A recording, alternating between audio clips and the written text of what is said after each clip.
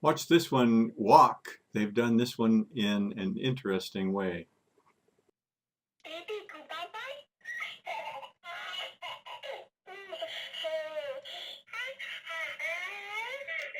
No, it's not smart enough to stop at the edge of a table. It just was coincidence.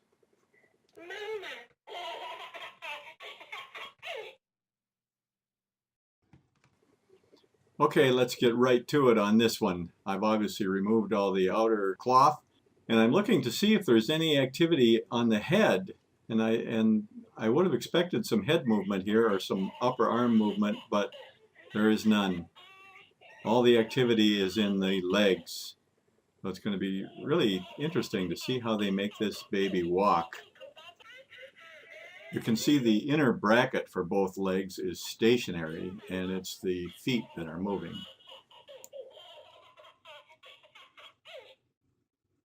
And because of the up and down movement, it appears that there's something sticking out from underneath her feet, but it's actually her feet moving up on the stationary brackets on the inner part of the legs.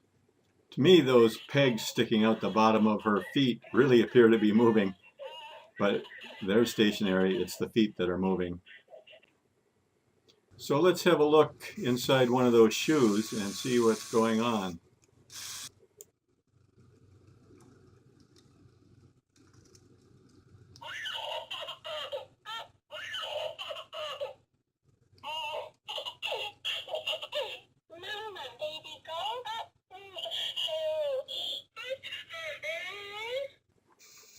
I took the head off and there was nothing there, so I just got rid of it, and now we can look inside the body and see what's happening in there.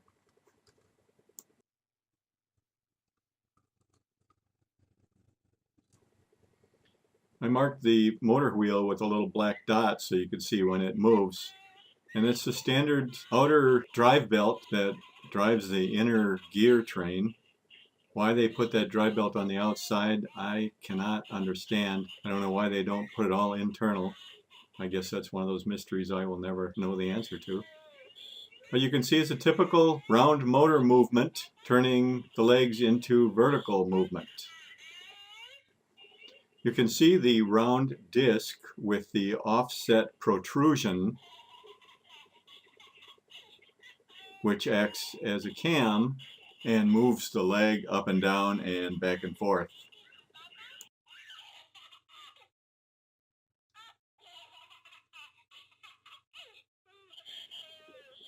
And I guess it's time for baby go bye-bye.